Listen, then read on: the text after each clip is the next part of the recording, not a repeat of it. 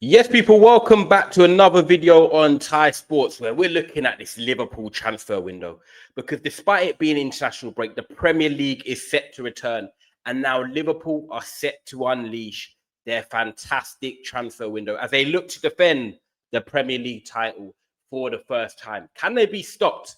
Because when you look at this window, it's close to a 10 out of 10. Only one thing stopped that, and that was the Mark Guehi deal on deadline day. Because if Liverpool had happened to get Mark Guehi, when you look at it and what Liverpool have gone out and spent and the reinforcements they've made, they've literally got everything they needed, bar one.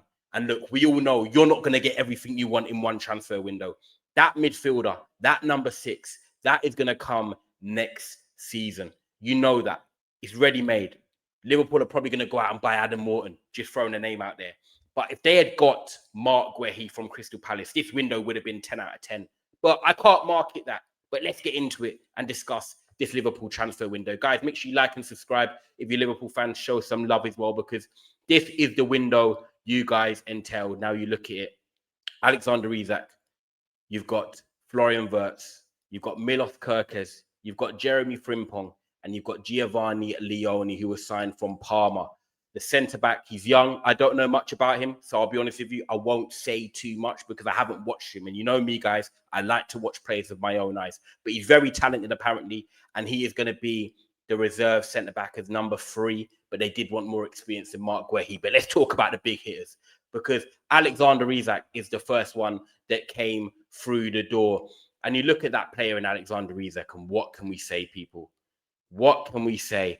Alexander Isak is probably the best striker in the world right now. And look, some people can throw out Erling Haaland, and I'm all for hearing that shout. As a goal scorer, I hear it. No one is topping Erling Haaland and putting that ball in the back of the net. But Alexander Isak in his last 2 seasons, over 20 goals in the Premier League. He contributes with assists. But it's not just that. It's the all-round game that he brings to a football club. Now, you look at Newcastle last year.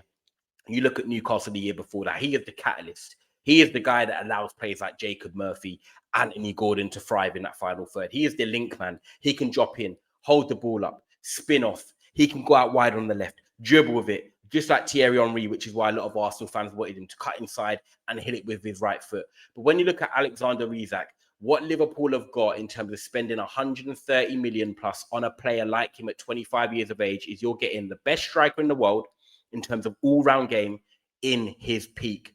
We've seen Darwin Núñez leave the club. He's gone to Saudi Arabia. We've seen Hugo Ekitike come in, but to get the best complete striker in the world right now, you cannot complain. And look, as football fans, people talk about money. People talk about transfer fees, this and that. You know, it's not our money. And if you're a fan of Liverpool Football Club and you're watching this video right now and you see your team go and spend 145 million about Isak, you're not complaining. You're not complaining. You're thinking, do you know what? This board are showing intent. This board are showing that they want to be dominating not just the Premier League, but Europe. And that's what this signing does at Liverpool Football Club. It's a phenomenal signing. It's one that I see works. It's one that I see him scoring 20 plus goals. You cannot go wrong with Alexander Isak. For me, that is a 10 out of 10 signing. And then we look next. You go into the team and then you throw in Florian Wirtz, another big money buy, big money spend, signed from Bayer Leverkusen after winning the league 2 seasons ago, doing the invincibles, the unbeaten, but still only 22. But 125 million euros is a total package. Now, I'll be honest, I'll sip my drink. And the reason I sip my drink is because you guys might not like what I'm going to say. But I have to be honest with you. I'm unsure that Florian Wirtz will live up to the hype of the price tag. I've watched him in the Euros. I've watched him for Bayer Leverkusen. Not a lot, but I've watched him at times. And something about him, he just doesn't quite grab me as a player that's worth 125 million euros. I'm sorry, that's just my opinion. Do I think he's a good player? Yes, I think Florian Wirtz is a good player. But have I been impressed with what he's done in the Premier League so far? No. He's been bullied off the ball. He hasn't been able to create as much. His best 45 minutes has actually came in the second half against Arsenal, where, yes, they won the game. And I was pretty impressed with his movement and some of his touches. He was getting the ball in transition and running at the Arsenal back four. We hadn't seen enough of that so far in the first 2.5 games for him at Liverpool. But when you look at the price tag and his impact so far, I think he's got to be one of them wait and see signings. Because just because he's highly rated in Germany, because Bayern Munich wanted him, he's the face of the German national team at the moment, it doesn't always mean it's going to work out. He's a good player. We are going to see moments from Florian Wirtz where you think, wow, that was special. But for me, at 125 million, I don't want to see little moments and a few wows. I want to see consistency. And what I'm going to get for Isak in terms of the price fee, Premier League proven, guaranteed goals, link-up play, dribbling, excitement. He's tailor-made. He's ready-made. I know what I'm getting from Alexander Isak. Florian Wirtz, look, I'm not trying to be a hater, by the way. I'm trying to come with balanced views. We don't know what we're going to get. We can see he's got the touches. We can see he's got that, that class, that why people rate him so highly. But going out and showing it consistently and making a big impact in the Premier League when you're playing in that position behind the striker and you're up against some tough centre-backs, you're up against some tough defensive midfielders, are you going to be able to get that physicality up? Are you going to be able to make the difference? And only time will tell. I think Liverpool have overspent. I'll be honest with you. I think Florian Wirtz should be a player that should have been going for maybe 80 million, something like that, because I know that the potential of what Bayern Leverkusen value him at, they had won the league the year before last, so he's their main player, Germany national team. Bayern Munich wanted him as well. I understand that, if it was 80 million, I'd have been like, cool. But I think 125 million pounds, or euros for a player like Florian Wirtz, I just don't know. I think it's a good signing. It looks very pretty on the Christmas tree when you're looking at the names: Isak, Ekitike, Florian Wirtz, Frimpong, Kerkez. But he's not the one that I'm like, yes, 100% yes. And that is just football. But guys, let me know in the comments what you think about this. Make sure you're liking this video and make sure you're subscribing as well. But Alexander Isak, a 10 out of 10 signing. Florian Wirtz, I'm going to go with potential to be a 9. But what I personally think is it's a good 7. That's what I personally think. You might think I'm mad. I think it's a good 7. I think he's a good player, but I just don't know. Just something about him, I don't know. And it's a wait and see. And then we look at Milos Kerkez. Milos Kerkez is arrived from Bournemouth. We all know about Milos Kerkez in his time at Bournemouth. Very tenacious, very energetic, up and down. I think this is a very good signing. Now, he's not impressed me as much as I thought he would in his first 3 games, but I know that it takes time to adjust to a team like Liverpool. The demands. I don't think he's actually being used the best he could have. At Bournemouth, we saw him being like an Andrew Robertson when he signed for Liverpool from Hull. Up and down, bombing, using that energy, getting forward, flying fullback. At Liverpool, he seems to be a bit more inverted. He seems to be playing a bit more reserved. And maybe that's instructions from Arne Slot. But it just makes me question, are we going to be able to see the best from Milos Kerkez in the first season? It might be one of them ones where it adjusts over time. But when you look at the potential of Milos Kerkez, proven in the Premier League, Hungarian international, 21 years of age, he's got the tenacity, he's got the energy, he's got the speed as well. We saw him do well defensively against Noni Madueke the other day, a lot of recovery runs. I just think, Milos Kerkez is a Robertson 2.0. You need that energy, you need that dynamism, you need that athleticism. He gets the crowd behind him. I think this is a very good signing. And I don't think there was actually many other left-backs out there that I could pick over Milos Kerkez signing for Liverpool, because it's not just about the player. For me, I'm looking at the team he's going to and the profile they need. They needed that legs. They needed that athleticism. You want to try and find a like for Robertson because it's tried, it's trusted, and it's successful. And I think they've got that in Milos Kerkez. So for me, I rate that signing a strong 8 out of 10. I think that's going to be a good signing for the long haul, and I think the Premier League proven and being able to do it already in the league is a big thing. So for me, Florian Wirtz, sorry, you're a 7. Kerkez, you're an 8. And Isak, you are a 10. And then the others we look at. Okay, as we can see here, people, you've got Jeremie Frimpong arriving from Bayer Leverkusen. Now, that is an interesting one.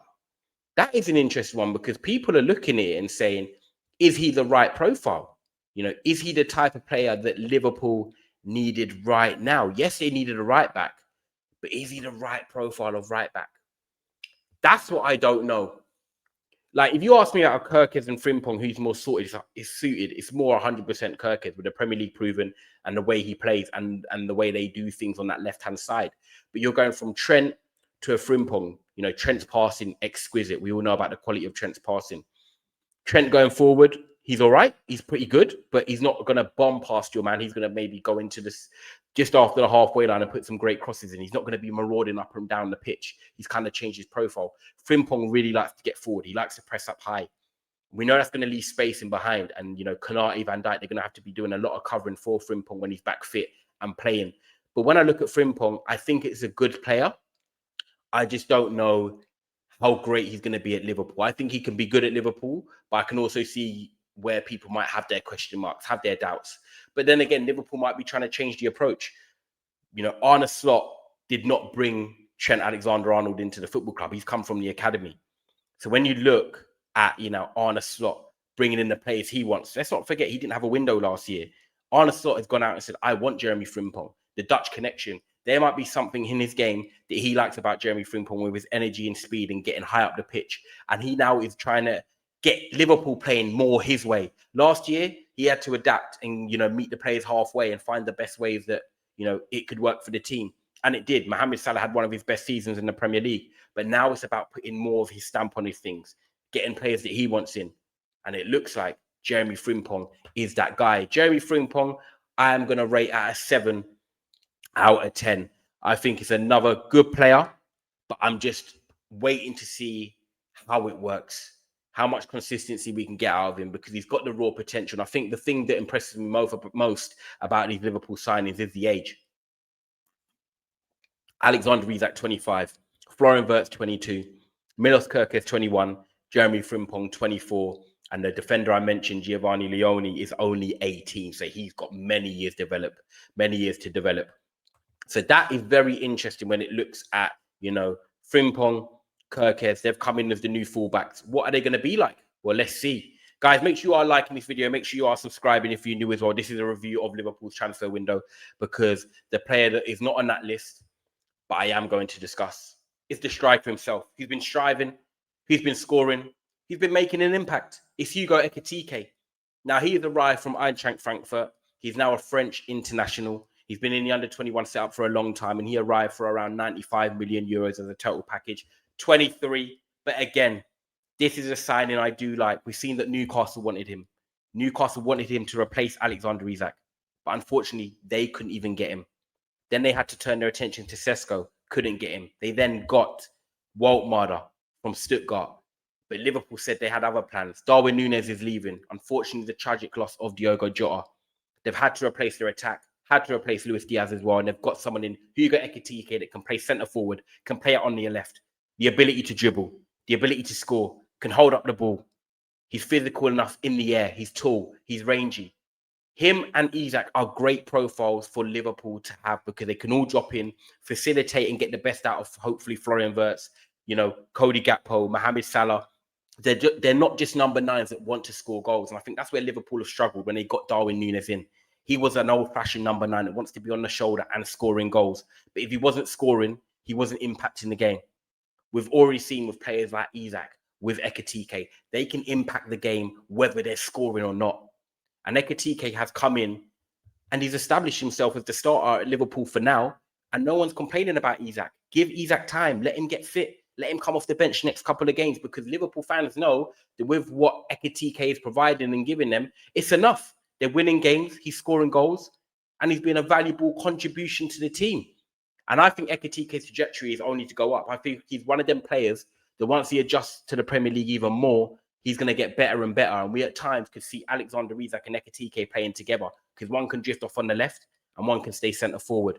So I think that is a very good signing as well. I've seen the best teams have 3-4 strikers in their team, you know, and Liverpool have now got 2 proper good strikers. And people say Ekitike must be regretting the move now. Isak said, no, there's a lot of games. They're going to rotate at times. They're all going to get minutes. And Liverpool want to be trying to dominate. And that's what this transfer window is about, trying to get their team ready for domination. They're going to go out next season and buy a central midfielder. They're probably going to go out again and buy Mark Guehi and get a centre back. And you're looking at this team and thinking, wow, they're building something under Arne Slot here. So this Liverpool team and the transfer window for me has been a big success.